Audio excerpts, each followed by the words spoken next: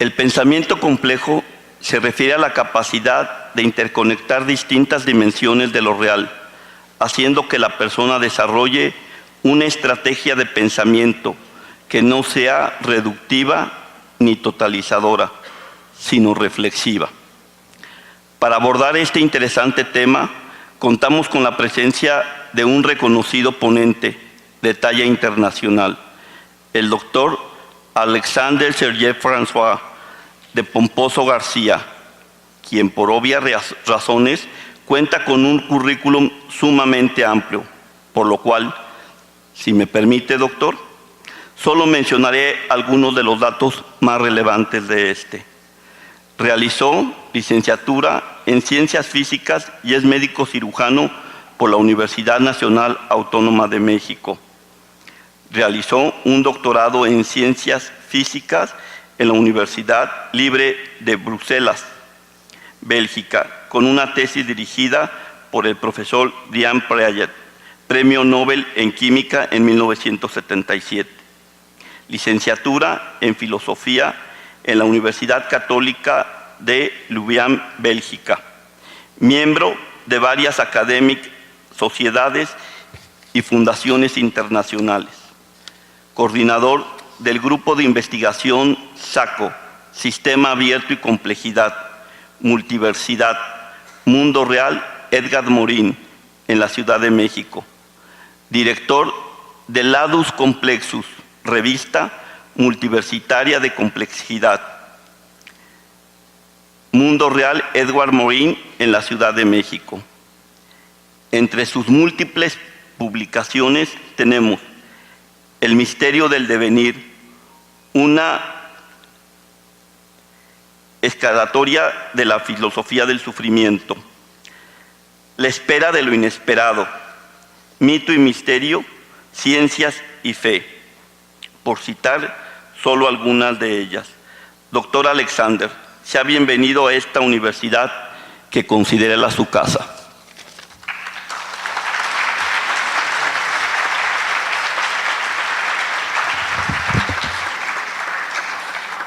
Muchas gracias, me siento muy honrado y agradecido de cara a las autoridades de la Universidad de Celaya. Particularmente quiero agradecer directamente al doctor Vázquez, Jesús Vázquez Esquivel, que me honró y me distinguió con esta invitación. Asimismo, como a todos ustedes por adelantado, por la infinita paciencia que van a mostrar hacia mi persona. Después de esta, perdón, gracias por la presentación, pero después de esta aburrida lista de tropezones y búsquedas personales, ¿verdad? Siempre leer currícula es una cosa espantosa, pero es parte de los protocolos y así es necesario.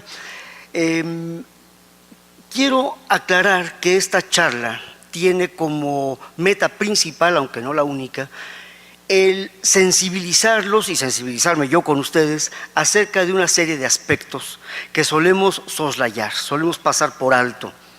¿Por qué? Porque desde pequeñitos nos enseñaron o nos acostumbraron, ahí está el problema, a que una vez que nos acostumbramos a las cosas, decimos que las entendemos, y no es lo mismo, ¿sí? Y esto se pone particularmente patente en el acto médico, donde muchas veces creemos que aprendiéndonos la palabra dominguera que se compra por metro de la sustancia bioquímica, ya entendemos, y no es cierto. Simplemente le hemos puesto una etiqueta muy bonita, ¿verdad?, que casi nadie puede leer correctamente, y eso no quiere decir que entendemos, ¿verdad? Entonces, estas reflexiones que voy a empezar ahora justamente van en esta dirección. Y lo primero que yo diría es que la medicina como tal y a nivel mundial necesita una autoexploración mamaria, así de simple. Está llena de tumores, ¿sí? Y deberíamos empezar por hacer esto antes de que alguien más llegue y nos empiece a manosear, ¿verdad? Entonces, lo correcto sería que hiciéramos una autoexploración mamaria. Es de lo que se trata este asunto de la complejidad, ¿sí? Aclaremos antes que nada un concepto que es importante, ¿eh? Porque si no, entonces empezamos a caer en ese juego de decir que comprendemos cuando solo estamos acostumbrados. No es lo mismo complicado que complejo. Se manejan como sinónimos y no lo son. Si yo tomo este objeto y digo, este objeto es complicado, ¿eso qué significa? Significa que yo, Alexandro de Pomposo, o no lo entiendo, o no tengo la formación técnica, o no sé cómo discutir acerca de este objeto. Es decir, la espada de Damocles cae sobre mi cráneo, diciendo, tú, Alex, no entiendes qué es esto. Entonces digo, es complicado. En cambio, si digo, este objeto es complejo, estoy señalando una propiedad del objeto, independientemente de si yo lo entiendo o no. ¿Sí? Entonces la espada de Damocles cae sobre el cráneo de este objeto. Eso sí, en la vida real, y aquí vamos a hablar un poco sobre esto que llamamos realidad, también algo a lo que estamos más bien acostumbrados, pero no lo comprendemos, en realidad vienen juntos, como los pingüinos marinelas, ¿sí? Lo complicado y lo complejo vienen siempre en pareja, pero no son lo mismo, ¿sí? Diabetes mellitus es definitivamente una enfermedad compleja y para los que pretendemos entenderla, complicada, pero entiéndase, no es lo mismo exactamente. En ese sentido, hay una enorme relevancia de este concepto de complejidad, porque se construye un de sus raíces en el lazo que es indisoluble, por cierto, lazo que es epistemológico, ontológico y ético. Ahora explico qué son estas palabras. También la filosofía tiene sus domingueos, con lo que comúnmente llamamos realidad. Sí, a ver, ¿a qué se refiere esto de epistemológico, ontológico y ético? Epistemológico, episteme en griego significa conocimiento. Claro que los griegos tenían varias palabras para conocimiento, nous también, nous, en fin. Pero episteme es la que se refiere a este esfuerzo pensante, ¿no? Se supone, decía Huxley, que el cerebro es una glándula que secreta pensamientos. Entonces vamos a decirlo de esa forma, sabemos que no es una glándula, pero aunque tiene aspectos glandulares, pero no olvidemos que las neuronas son de origen ectodérmico, a final de cuentas. Entonces, epistemológico se refiere a lo que nosotros decimos conocer. ¿Y esto qué significa de cara al acto médico? Significa que nosotros asumimos, porque tenemos que hacerlo, si no apaga y vámonos, tenemos que asumir que poseemos cierta integridad neuronal, cerebral, ¿sí? Neuroendocrina difusa, qué sé yo, de todos los tipos que se estudian, por lo menos en la formación básica de la carrera de médico cirujano. Uno tiene con qué abordar eso que llamamos la realidad. Pero eso no basta, porque también hace falta el lazo ontológico. Ontos en griego significa ser, y se refiere a lo otro, a aquello que no es yo. Entonces también tenemos que asumir, junto con nuestra capacidad para decir algo de la realidad, es decir, nuestra inteligencia, tenemos que suponer que la realidad se deja tocar por esta inteligencia, es decir, es inteligible. Imagínense si las enfermedades del tipo que fueran inabordables, se acabó la carrera de medicina, no habría nada que hacer, simplemente, ¿no? Ay, pobrecito, se enfermó y me voy a otra parte, ¿sí? Y finalmente, que hay muchos que dudan en ponerlo en esta terna, dicen, no, eso ya no forma parte del acto científico. Yo lamento disentir de esas personas, considero que es igualmente importante que lo ontológico y lo epistemológico. De hecho, me parece que es la razón de ser de lo ontológico y de lo epistemológico. ¿Y a qué se refiere esto que llamamos ética? Es una palabra que está más manoseada que la tongolele, ¿verdad? Todo el mundo cree que la ética es ser buenín, no pegarle a nadie, ir a misa el domingo y ya está, ya soy ético. No, no es cierto. La ética es una cosa impresionante, compleja, y es un reto siempre enorme, enorme. La palabra enorme quiere decir fuera de la norma, es lo que significa enorme, que está fuera de la norma, ¿sí? La ética siempre es enorme. ¿A qué se refiere la ética? La ética se refiere a que ese conocimiento que se construyó a partir de mi inteligencia y de la inteligibilidad del mundo, yo me hago responsable de ese conocimiento.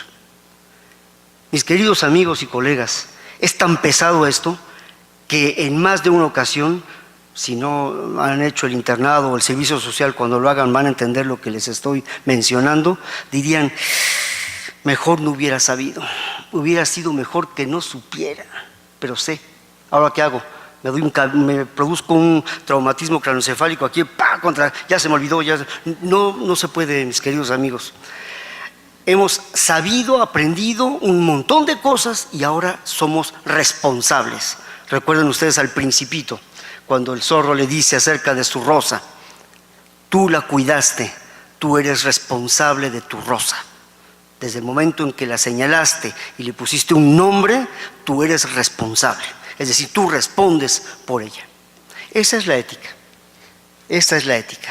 El segundo piso del edificio del deber ser. La planta baja se llama deontología, el deber ser. Haz esto, no hagas aquello. Primum non nocere. Lo primero es no dañar, y así, ¿no? Segundo piso, la ética, la reflexión filosófica, personal, individual acerca del deber ser. Es personal. La ética de un país, eso no existe. La ética de una escuela, eso no existe. Existen individuos éticos o no éticos. Se pueden formular códigos, pero o los individuos son éticos o ese código se va por un túbulo contorneado distal, ¿sí? Y el penthouse del edificio se llama moral. Es la reflexión filosófica acerca del deber ser, pero de cara a la sociedad, de cara a los demás. Es esta responsabilidad, es en donde desemboca forzosamente el acto ético. Fíjense ustedes, podríamos distinguir tres líneas fundamentales en la manera de abordar la realidad, de cara a este lazo que acabamos de mencionar, ¿sí?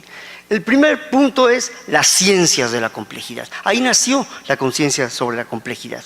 Y esto es alrededor de 1852, que coincidió aproximadamente el desarrollo de las primeras máquinas de vapor, de la revolución industrial, y coincide también con el trabajo de Claude Bernard y su implementación de la biología como ciencia, dando como primer fruto la fisiología, precisamente, ¿no? El segundo momento es el pensamiento complejo, que es el epicentro de esta charla. No me detengo ahora porque voy a venir más adelante a esto también. Y finalmente la transdisciplina. En realidad no son tres momentos diferentes, son tres hipostasias de lo mismo, ¿sí? ¿De qué? Del pensamiento complejo. Por eso está en el centro puesto. Vamos a comentar algo acerca de cada uno de estos tres elementos. Acerca de las ciencias de la complejidad. Los fenómenos naturales que se estudiaron a mediados del siglo XIX, a lo que hacía alusión hace un momento, ¿sí? Fueron formas de evolución en el espacio y en el tiempo que no eran del todo susceptibles, no se dejaban ser descritos de una manera clásica. Es decir, que no siempre era posible predecir correctamente el comportamiento de los sistemas, especialmente cuando son abiertos. Bueno, a mí ¿qué me interesa esto? Esto es filosofía de la ciencia. ¿Qué no es la primera cosa que se preguntan nuestros pacientes? ¿Qué me va a pasar? Doctor, ¿qué me va a pasar? ¿Cuánto tiempo me queda? ¿Cuánto me va a costar? ¿Me va a doler? Etcétera. Predecir. Ahí es donde la medicina, mis queridos amigos, se pega el primer tropezón.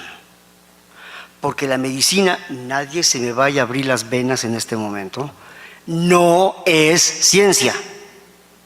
¿Cómo? Ya se lo dije al doctor Kresenovich, allá en el Instituto Nacional de Nutrición, de ciencias médicas. Doctor, quítelo de ciencias, ¿no es cierto? Tiene un pie en la ciencia, pero el otro no. El otro pie está en el arte. Es decir, sí echamos mano de la ciencia, y de mucha ciencia, pero no seguimos ese método científico. Porque nuestros pacientes, cada uno es único e irrepetible. Y todos los diabéticos del mundo, cada uno es una historia única e irrepetible. Sí, pero todos tienen diabetes, todos tienen el mismo patrón. Hay cosas que comparten indiscutiblemente, pero ahí está el problema. ¿Cuántas veces el mismo tratamiento, al mismo padecimiento, responden de formas diferentes? Hasta gemelos homocigotos tienen respuestas diferentes. ¿De qué carambas depende eso? Si esto fuera una ciencia como la física, no, pues A implica B, B implica C, por lo tanto A implica C. Y chin chin el que diga lo contrario. No, no es así la medicina, precisamente. Por eso, mis queridos amigos, estamos en una de las profesiones más difíciles, más ambiciosas y más escurridizas que existen en el planeta. ¿Sí? De alguna forma, vean ustedes un ejemplo interesante. Aquí tenemos dos fenómenos físicos en el mismo paisaje. ¿Sí? Por una parte un rayo que cae y por otra parte una puesta del sol. Son fenómenos físicos. Si yo tomo las leyes de Kepler, las leyes de Newton, yo puedo predecir al segundo o a la fracción de segundo cuándo se va a poner el sol en los próximos 10.000 años, sin problema. En cambio, no puedo decir exactamente dónde va a caer el próximo rayo. A ver, ¿y por qué? ¿No son fenómenos físicos? ¿No están descritos por las leyes de Newton, por las leyes de Maxwell, el electromagnetismo, etcétera, etcétera? Pues sí. Entonces, ¿por qué uno sí se puede predecir y el otro no? Porque este fenómeno es aproximadamente periódico, mientras que este fenómeno no es repetible.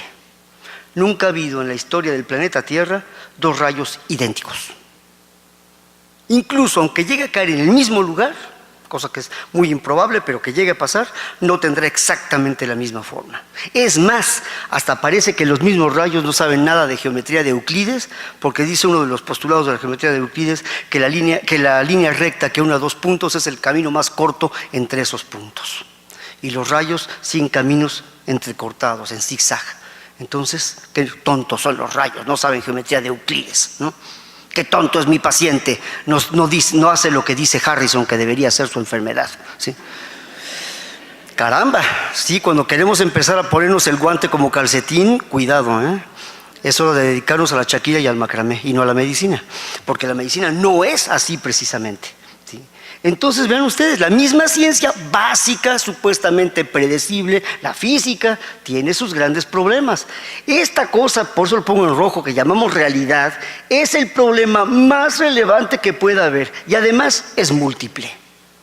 ¿Cuántas realidades hay? ¿Cuántas realidades hay en esta sala?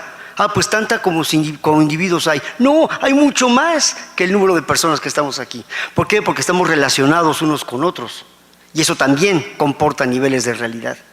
Así que es un paquetote enorme. El todo es mucho más que la suma de sus partes. Y eso es lo que es la realidad. El hecho de que ante condiciones precisas, tanto en el espacio como en el tiempo, haya más de una solución posible, ¿y esto cómo se llama en medicina? Diagnóstico diferencial. Precisamente. Hace que el mundo real sea un mundo que no está del todo predeterminado, sino más bien es un mundo en el que, y vaya que se sabe en la clínica esto muy bien, casi nunca coincide lo que anhelamos con lo que logramos. Usted tómese una pastillita, con eso se va a curar. Es usted un mentiroso, doctor. ¿Por qué? No, sí le va a ayudar. No, la pastilla no me va a curar. A mí me va a curar mi sistema inmunológico. La pastilla le va a echar una mano a mi sistema inmunológico. Quien gana o pierde la batalla es mi sistema inmunológico. Usted no sabe medicina, me voy. Tendría un derecho los pacientes a decir eso, ¿eh? ¿Y por qué creen que todas las consultas tienen que acabar con una receta que mande píldoras, inyecciones o pastillas o alguna cosa? ¿Por qué? Es como nos lavamos la conciencia tratando de que se peguen lo que anhelamos con lo que logramos. Pero mis queridos amigos, esto es como los dedos de Adán y de Dios ahí en la Capilla Sixtina. Se acercan mucho, pero no se tocan. Lo que anhelamos con lo que logramos. Por eso es tan apasionante la medicina últimamente, porque es una historia que nunca acaba. Si ya estuviera acabada, pues seríamos como los técnicos de la Volkswagen, ¿no? Vamos a hacer maquinalmente las cosas.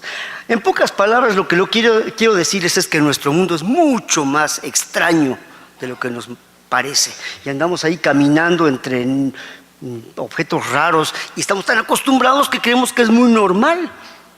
Es más, nuestro concepto de normalidad, el mismo concepto de enfermedad lo deberíamos estar revisando con mucho más cuidado. Vean nuestra luna, como bien decía el doctor Vázquez, bellísima estos días, ¿no? Pero que nada de que es una esfera plateada, perfecta, no, está toda cacariza, ¿sí? Le dio acné terrible, ¿no? ¿Sí? Y ese mundo quebrado en invierno con los árboles sin hojas, ¿sí? Mi gatito precioso dormido sobre un diccionario, ¿sí? La ciudad de París, ¿sí? ¿qué es esta cosa? Bueno, Freud ha de haber dicho, qué falo más impresionante, ¿no? Sí, pues sí, claro, son cosas rarísimas. Nuestro mundo es un mundo verdaderamente extraño, ¿sí? De todos los aspectos que conforman la realidad, ninguno, hay muchas cosas extraordinarias, pero ninguno se acerca ni de lejos al desafío que plantea lo vivo. ¿Por qué? ¿Qué tiene lo vivo que no tiene lo no vivo? Porque lo viviente es la respuesta más flagrante a una máxima que dice lo siguiente: la naturaleza detesta las diferencias. La naturaleza es bien comunista. Va en contra de las diferencias y quiere uniformizar todo. Si allá en el fondo de la sala se abriera un pomo de perfume concentrado, al cabo de un rato la sala entera huele. No sé, las moléculas del perfume se habrán difundido por colisiones con las moléculas del aire a toda la sala. Ahora yo les pregunto, ¿cuál es la probabilidad de que esas moléculas, por los mismos choques, vuelvan a conjuntarse en el frasco y se vuelvan a meter ahí? Dirían, pues no, ¿verdad? Exactamente, como cuando uno dice una mentira o hace un acto de robo, es prácticamente imposible echar marcha atrás, ¿no? Es lo mismo. ¿Pero por qué? ¿Que no me decía la física que pues, todo va igual para adelante que para atrás y que yo puedo predecir perfectamente las cosas basándome en lo que recuerdo de las cosas? Ahí está la prueba de que no es así. Y justamente la vida, los seres vivos, son sistemas altamente complejos que han tomado millones de años para evolucionar, siempre en el afán de oponerse a esto que la naturaleza aparentemente tiende a hacer. Un bellísimo ejemplo, hay muchísimos, pero un bellísimo ejemplo es el mecanismo de contracorriente en el asa de Henle, en la nefrona. ¿Sí? ¿Para qué está ese sistema de contracorriente? Para mantener una diferencia de concentraciones iónicas. En el momento en que eso falla, ya llamen directamente a Galloso o no sé quién, a Funerales Zamudio, para que ya se acabó, ya, se finí, ¿sí?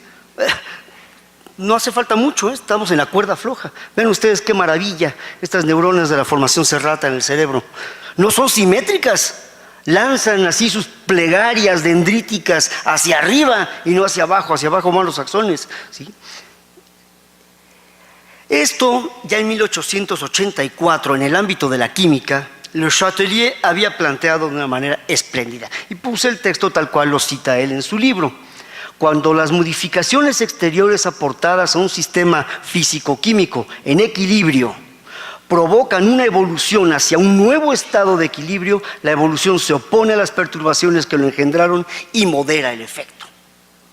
Esto está diciendo algo muy importante. Los sistemas que evolucionan, los sistemas vivos, son sistemas que hacen dos cosas y las dos son igualmente importantes. Cambian y se oponen al cambio. Si solo hay cambio, nada permanece. Si solo hay oposición al cambio, pues todo permanece, pero no va a poder adaptarse a nada. Hacen falta las dos cosas y nuestros sistemas están permanentemente haciendo eso. Esto que mencionaba Le Chatelier sobre este salto de un estado a otro es lo que nosotros en medicina llamamos enfermedad. La enfermedad es un intento denodado de la naturaleza del organismo por adaptarse a nuevas condiciones en el espacio y en el tiempo. La fiebre, el vómito, las convulsiones, la diaforesis, etcétera, no son más que mecanismos que intentan mantener las diferencias. Cuando un organismo es incapaz de seguir manteniendo las diferencias entre el medio interior y el exterior, caput, se finí. Eso se llama muerte. Y la muerte, mis queridos colegas, no es lo contrario de la vida. La muerte es el último acto de vida. Yo podría sentirme envidioso de este podium porque este podium no se va a morir. Pues sí, pero tampoco vive. En cambio, yo sí me puedo morir porque estoy vivo. Los gusanos que hoy nos visten, mañana nos desvisten. En efecto. Vean ustedes, la citocromo-C oxidasa en la membrana mitocondrial, ¿cómo creen que se llegó a conformar esta piñatota impresionante a nivel molecular? ¡Impresionante! ¿Cómo llegó esto? Nos acostumbramos, lo vemos en el ciclo de Krebs, ya está ya, apréndetela para el examen departamental. No, jóvenes, Un médico no es un mañoso que sabe resolver exámenes, que tiene memoria de elefante y ya está. Si los sistemas nacionales de salud, los sistemas educativos nos empujan a eso, bueno, ni modo, estamos ustedes, yo, todos inmersos en eso. Pero a nivel individual quedamos y permanecemos libres para seguir exigiéndonos constantemente evitar ser víctimas de la inercia. La inercia es una muy mala consejera, se los digo de corazón. ¿Sí?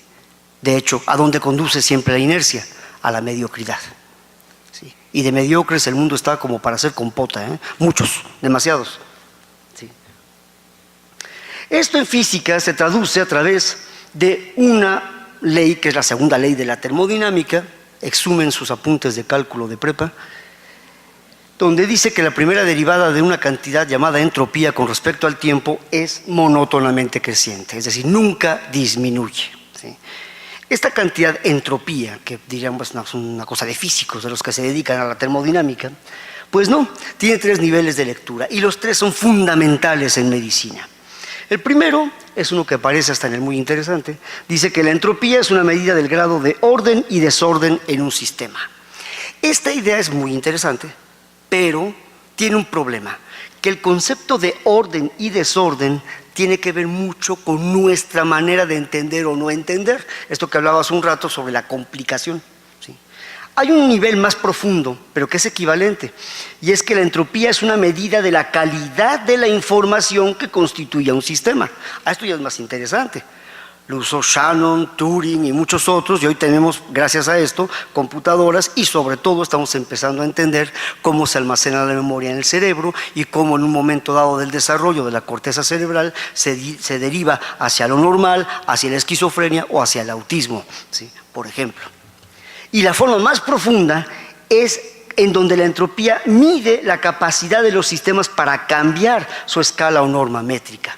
Es el cambio del que hablaba Le Chatelier. ¿Sí? Y es el principio de la evolución.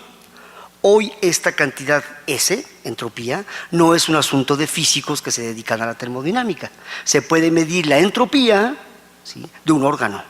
Se puede medir la entropía en imagenología. Es más, a nivel de administración de hospitales también se emplea el principio de la entropía, ¿sí? Porque últimamente un hospital es una enorme base de datos. Es una base en donde se tiene información, todas las historias clínicas de los pacientes, no solamente los que están en ese momento, sino los que ha habido, y se ve potencialmente cuáles pueden ser, etcétera, y se ve un principio de evolución. Los hospitales evolucionan, de hecho, deben. Cuando un hospital deja de evolucionar, se acabó, se termina convirtiendo en una beneficencia de no sé qué tipo, ¿verdad?, que ya no es hospital, ¿sí? Entonces, esta es la idea fundamental. Ahí están las hermosas y siempre elegantes neuronas, o como las dibuja aquí don Santiago Ramón y Cajal, algunas estirpes neuronales de la corteza del cerebelo. ¿Sí? Esto es para distraer la vista también, darle un poco de cariñitos a la retina, ¿no? Entonces, desde el punto de vista de la termodinámica, ¿sí?, de los procesos irreversibles, esto que mencionaba sobre el perfume que no regresa, procesos que tienen una dirección y no otra, la vida es la forma concreta de organización que no solo se opone a estas diferencias a estos gradientes que estábamos mencionando, físico-químicos de materia y energía, sino que los mantiene con el fin de disminuir la entropía interior de los sistemas abiertos a costa de mantenerlos en mayor proporción en su entorno. Este es el principio básico de la ecología. Vivir es contaminar. Perdón, pero estos verdes a ultranza que dicen que no se debe contaminar ni se debe hacer nada y respetar toda forma de vida, pues mis queridos amigos, deberíamos estar flotando, porque ahora con nuestras espinas isquiáticas estamos matando millones de bacterias, bichos y quién sé cuántos seres vivos, que por cierto, dicho sea de paso, son los verdaderos habitantes de este planeta, ¿eh? Nosotros somos una pelusa infecciosa que ya va de salida, por cierto, del planeta, ¿sí? No se me depriman, pero esa es la verdad, ¿sí? Vivir es contaminar. O sea, ni regresando a las cuevas, deberíamos dejar de existir para no contaminar, simplemente. Sí, pero entonces, bueno, es lo que representaba este cuadro maravilloso de Bouguereau, francés de finales del siglo XIX, en donde Orestes, después de apuñalar a su madre, Clitemnestra, las erinias, o sea, las furias, lo atormentan, ¿no? O sea, hoy estamos pagando el plato por nuestras propias metidas de pata. Me encantaría mandarle a Trump este cuadro, pero dudo que el cowboy sea capaz de entender algo parecido, ¿no? Así que mejor lo quitamos de la vista, ¿sí? Entonces, desde el punto de vista de esta termodinámica, se vuelve necesaria una revisión del concepto que tenemos de enfermedad. En otras palabras, la medicina debe llegar a comprender que aunque una de sus tareas primordiales, pero no la única, por cierto, es instaurar el estado de sano en los pacientes. Ay, ¿qué hice?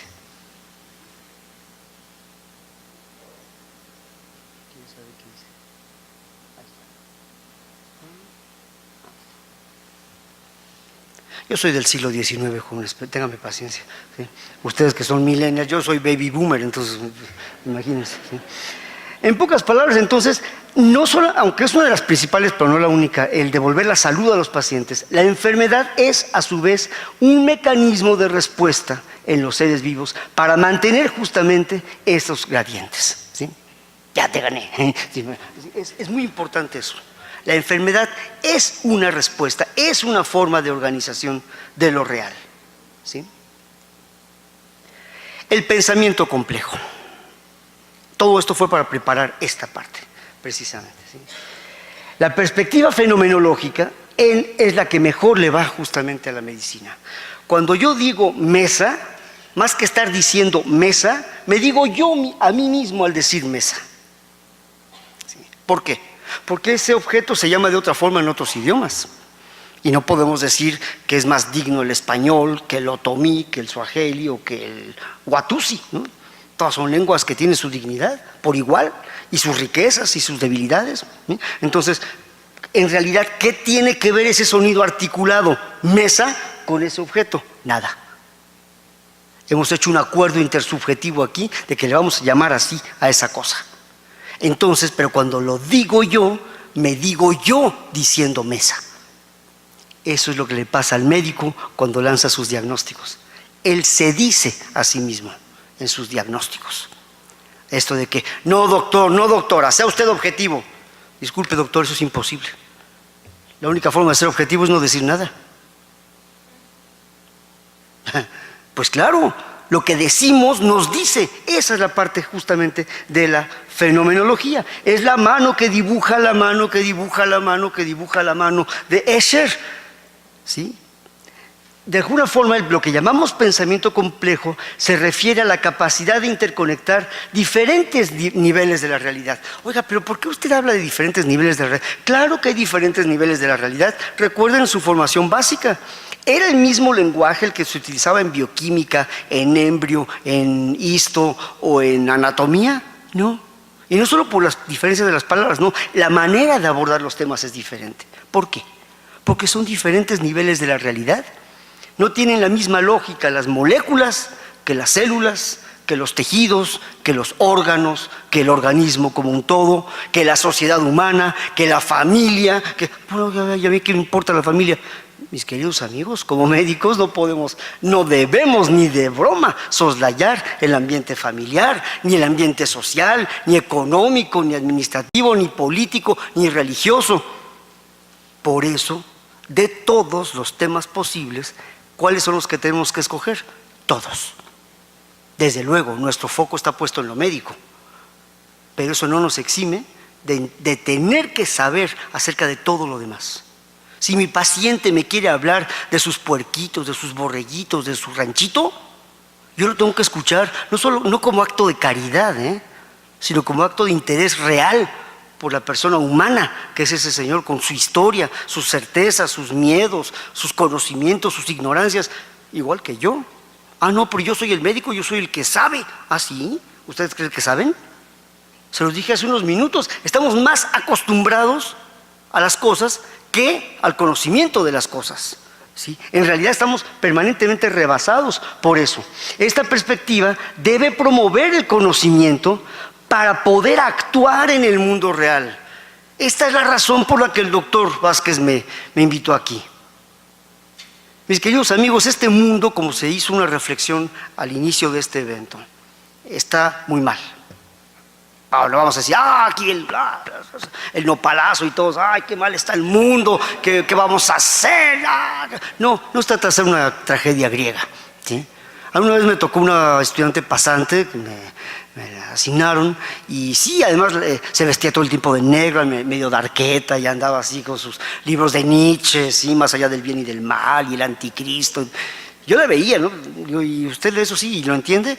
No sé, pero está padrísimo así. A ver, cuénteme.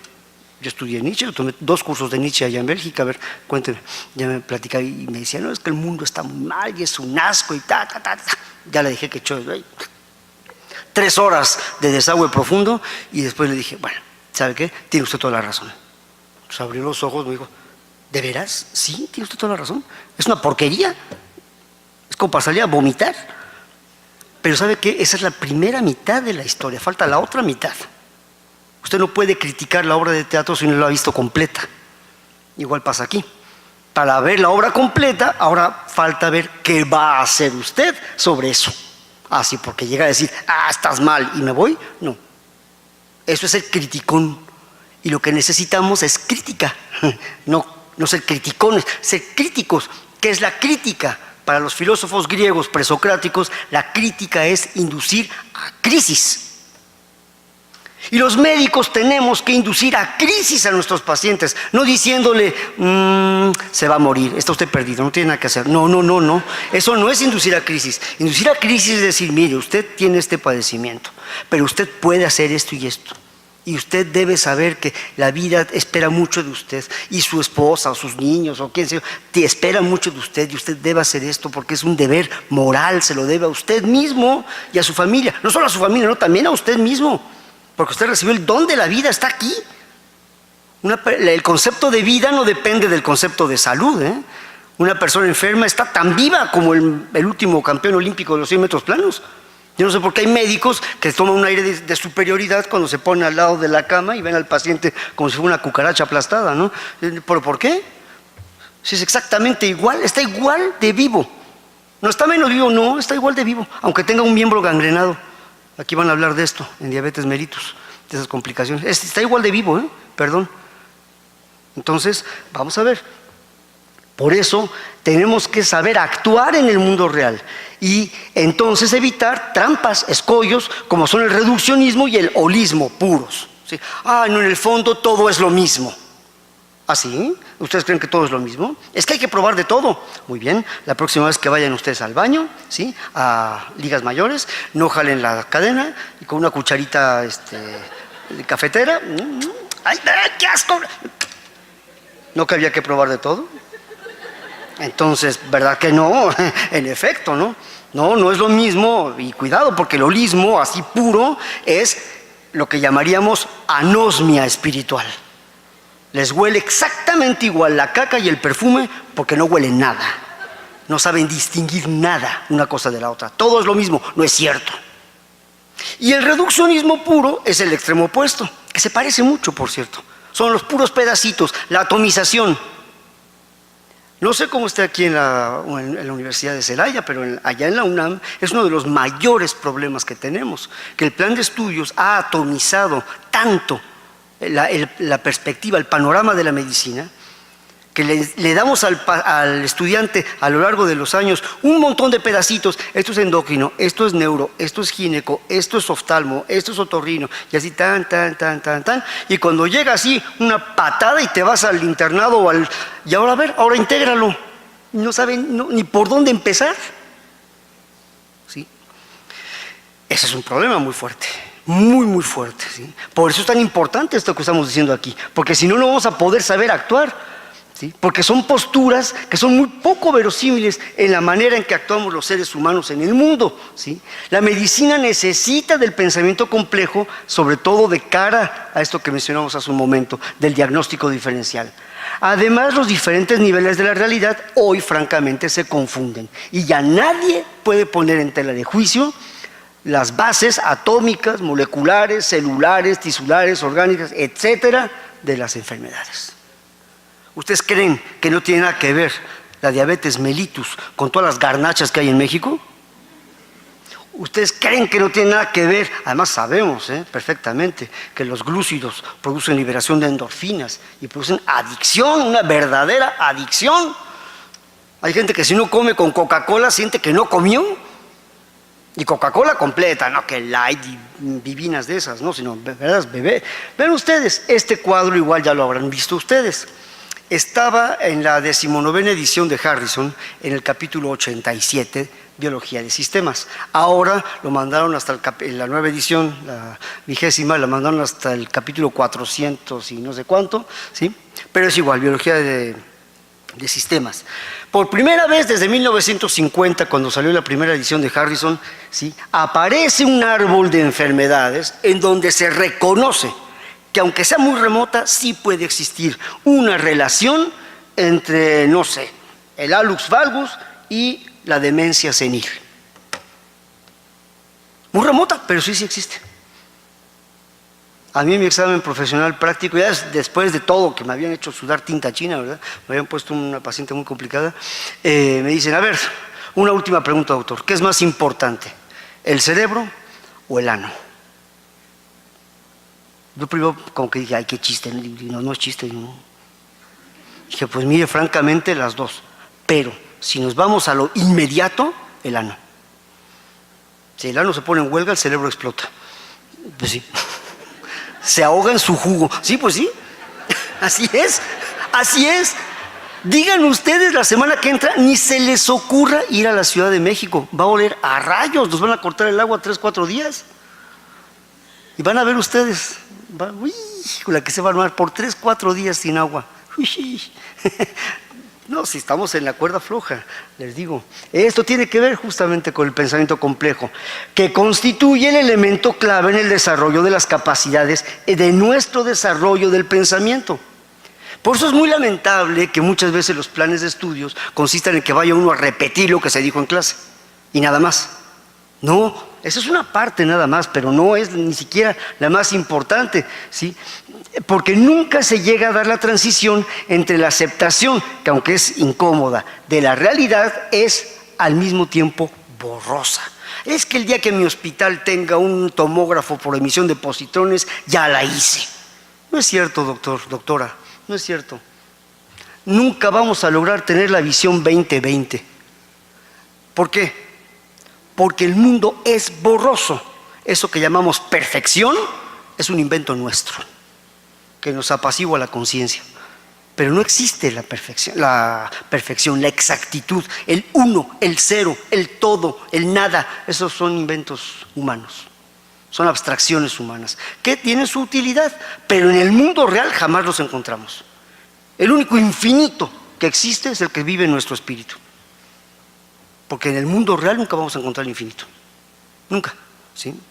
Eso es muy importante saberlo. La tecnología es una gran ayuda, pero garantiza relativamente poco. Me acuerdo que en cardio nos decía el doctor Guadalajara, a ver, ya vimos el estetoscopio, ya vieron todas sus partes y demás, ahora díganme cuál es la parte más importante del estetoscopio. No, pues que el cruce, que el diafragma, que la campana, que... No, doctores, no entendieron nada.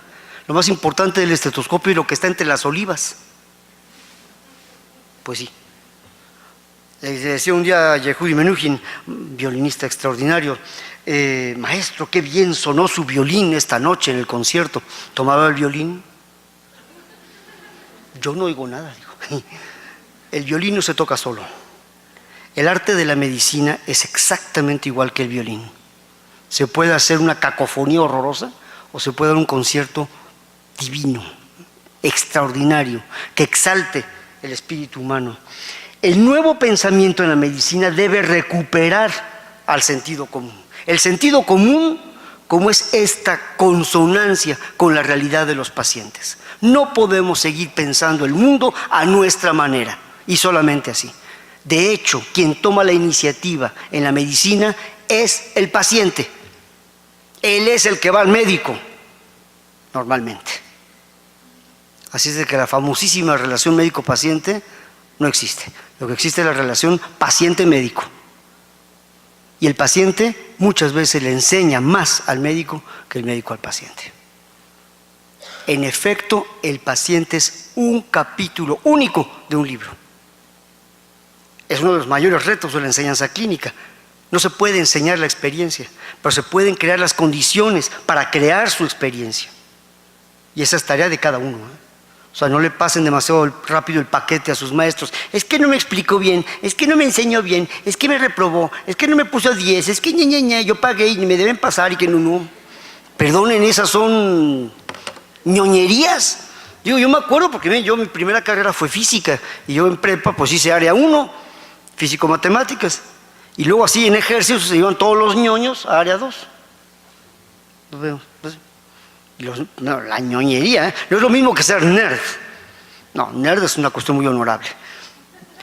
Pero ñoño es el que hace el examen y hasta se echa encima para que nadie le copie, ¿no? Ay, el detentor de la verdad. ñoño, ¿no? Así como Kiko, el del Chavo del Ocho. No, así. Sentido común es lo que urge en la medicina. Decirle al paciente, mire, don Juan Pérez, usted lo que tiene es esto. Y por eso tenemos que hacer esto. Es que es muy complicado explicarles. Cuando presenté mi tesis doctoral en física allá en Bruselas, el profesor Prigogine lo fui a ver unos días antes y me dice, muy bien Alex, usted va a tener 50 minutos para presentar su tesis. 5 años de investigación, ¿eh? Yo me puse blanco, dije, 50 minutos, o sea, 10 minutos por año, doctor, ¿cómo es posible? A ver, Alex, siéntese. Cuando me decía, Alex, siéntese, yo decía algo importante y me decía, mire, Alex, si usted a un niño de 8 años en 15 minutos no es capaz de explicarle la idea más complicada del mundo y que la entienda, eso solo quiere decir una cosa, que usted tampoco la entiende. Tomate verde, no, pues es cierto. Es cierto, me cayó muy mal cuando me lo dijo. Ay, viejo pretencioso. Después con los años uno va diciendo, tiene razón, tiene toda la razón. ¿Cuántas veces uno dando clases, y esto es así, y esto es así, Doctor, ¿y por qué? Ya me desvirgó, pues sí, ni modo, hay que explicar. Por eso hay que saber decir, no sé, cuando no se sabe. No puede estar uno todo el tiempo, no sé. No, de acuerdo, pero no teman. El gran motor del conocimiento es la conciencia de la ignorancia. Así de que, sí, el que cree que ya sabe todo, se finí, ya no va a aprender nada. Entonces, es muy importante esta parte, precisamente. ¿Sí? La transdisciplina se deriva precisamente de todo esto. Esto ya lo voy a pasar muy rápido. Fue una palabra que inventó Jean Piaget, el padre de la psicología infantil, en 1970, ¿sí? Y se despliega en 3 postulados fundamentalmente. Primero, que hay diferentes niveles de la realidad. Segundo, que hay una cosa que se llama la lógica del tercero incluido, es una frase filosófica que quiere decir que podemos y de hecho debemos aprender de nuestros errores. Y finalmente, la complejidad propiamente dicha, ¿sí? Vean ustedes este paisaje New Age. ¿Qué hay aquí? Aquí hay muchos niveles de la realidad. Hay una realidad astronómica, magnificada por un efecto óptico. Hay realidad química y física en los vapores de agua, el agua líquida. Hay una realidad biológica. ¡Ay, qué bonito paisaje! ¿Quién sabe? Capaz que esta gaviota acaba de matar los polluelos de otra ave y nos puede parecer muy cruel, pero eso es nuestro parecer. La naturaleza no funciona de esa forma, ¿sí? Y sobre todo, ¿por qué es esto un paisaje? ¿Por qué? Porque están nuestros ojos viéndolo.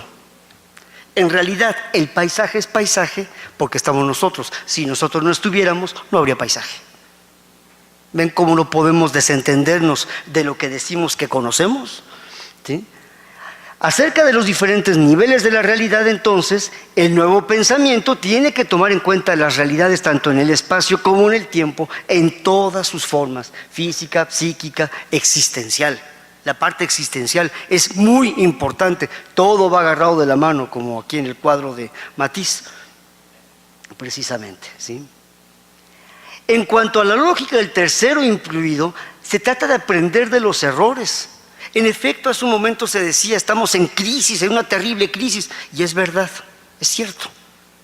Entonces, ¿qué? ¿Vamos a hacernos harakiri todos? ¿No? Las crisis, mis queridos amigos, son los momentos idóneos para crecer, son los momentos perfectos para cambiar. Son oportunidades. La enfermedad, por eso, puede convertirse, no digo que lo sea siempre, ni que tenga que ser ese su papel, pero puede convertirse muchas veces en una extraordinaria maestra.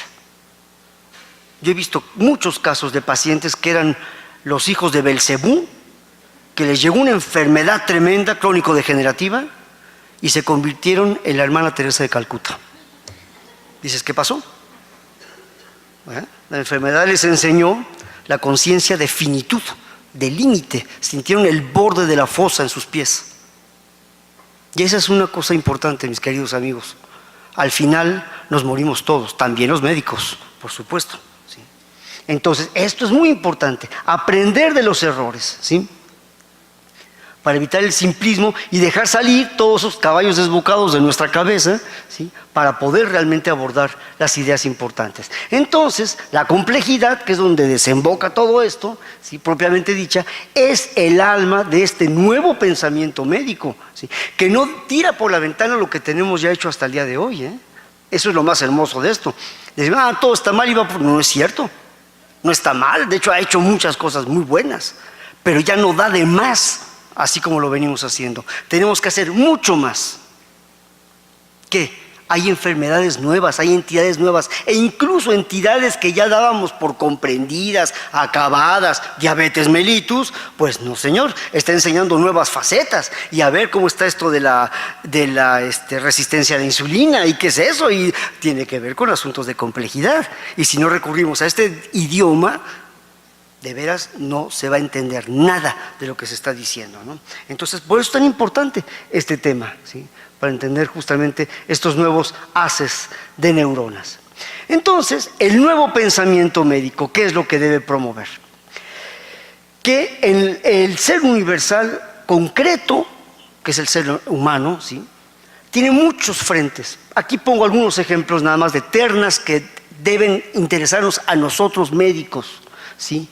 El cerebro, el espíritu y la cultura. No solo el cerebro. Sí, además el cerebro, díganme ustedes quién es el guapo que dice yo lo entiendo, no. El cerebro, pero también el espíritu, sus anhelos, aquello que no se ve ahí. Es una cosa que yo no acabo de entender, me parece cuasi milagroso. Es cierto, tenemos 100,000 millones de neuronas, alrededor de 50,000 sinapsis por cada una de ellas. Son unos numerotes impresionantes. ¿Saben qué cableado tenemos en el cerebro? Si sumamos la longitud de los cilindroaxones del cerebro, ¿cuánto suma eso en metros, en kilómetros? 150,000 kilómetros, empaquetados maravillosamente aquí. Bueno, estamos hablando de seres normales, ya sabemos que los políticos pues andan en dos patas para despistar, ¿no?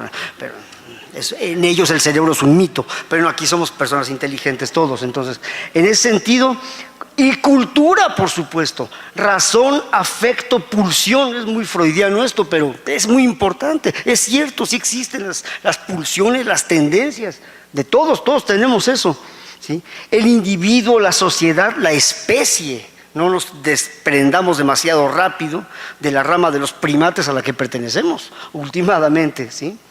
Todo esto en el ser humano concreto, no importa si está sano o no lo está, ¿sí?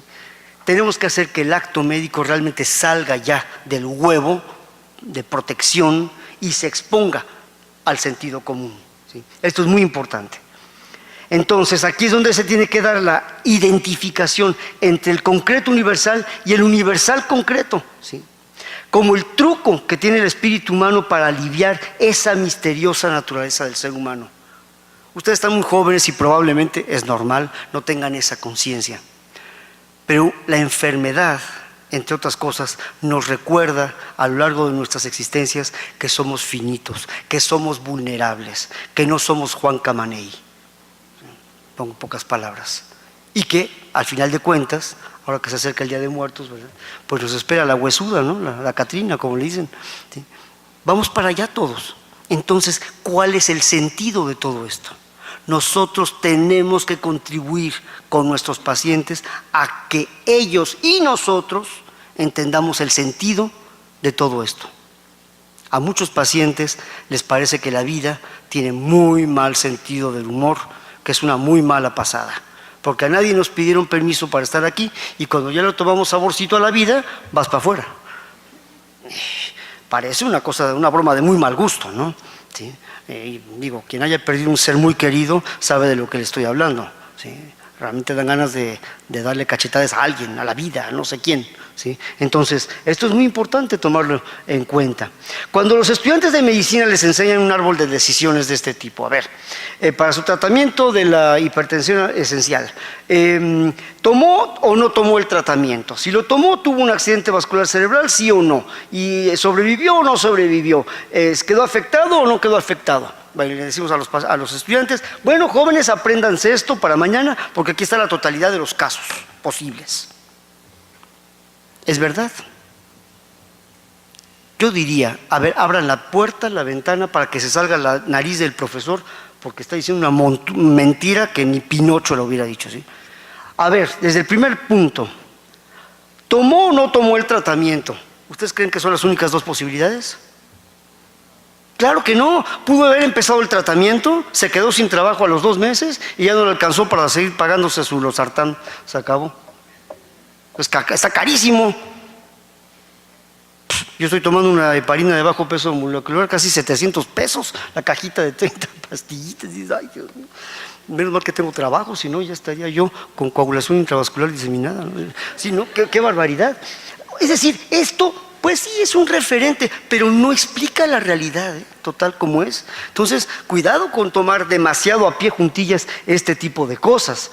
Más bien lo que tenemos que hacer es aprender idiomas. No me estoy refiriendo, aunque no está mal, ¿verdad? Aprender griego, chino, ruso, japonés, suajeli, eso está muy bien, ¿no? Pero me refiero a idiomas, maneras de ver el mundo. Nosotros los médicos tenemos que saber de geografía, de historia, de política, de economía, de administración, de filosofía, de música, de pintura, de arquitectura, de literatura. Hay una literatura médica extraordinaria. ¿Sabían ustedes que en México hay una asociación mexicana de médicos escritores? Yo estoy adentro, ¿no? A ver, por lo menos empiecen a hacer calaveritas, igual llegan a entrar. Es importante esto, ¿sí? Que ustedes sepan que el médico tiene ese reto. Es la única forma de sobrevivir en un mundo como el nuestro, un mundo realmente raro, ¿sí? La complejidad, entonces, no es una postura filosófica a secas, aunque hay filosofía, pero no es una postura filosófica, y mucho menos es una forma de ideología, ¿eh? Sino más bien se levanta a través del pensamiento complejo en una actitud vital. Ese es el resumen de lo que es el médico. Una persona que actúa en la vida y por la vida. Esto implica que el nuevo pensamiento debe conducir a una capacidad de actuar como médico, pero ¿en dónde? En el mundo real. Termino con esta imagen que a mí siempre me resulta muy evocadora. Está en el sur de Argentina, cerca de la Patagonia. Se llama, por obvias razones, la Cueva de las Manos. Hoy se ha datado que debe tener alrededor de 14, 15 mil años de antigüedad. No sabemos nada acerca de las personas que dejaron aquí plasmadas sus huellas. Seguramente habría hombres, mujeres, viejos, niños, de todo, ¿no? Sanos, enfermos. Pero el hecho es que hoy, 15 mil años después, vemos esto. Estas huellas que de alguna forma u otra están clamando hacia un futuro, están buscando un significado a la existencia.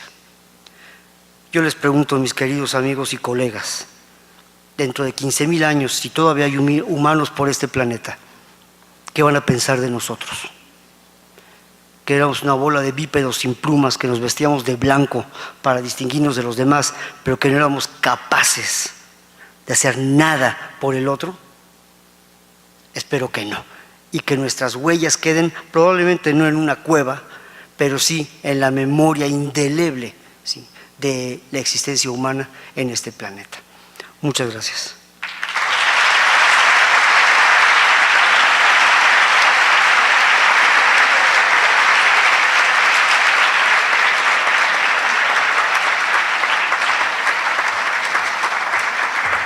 Doctor Alexander, un dulce lo que ha sido su plática, muy motivadora para todos nosotros. La Escuela de Medicina de la Universidad de Celaya quiere entregarle un reconocimiento y un presente por esta estancia aquí con nosotros. Por favor, doctor.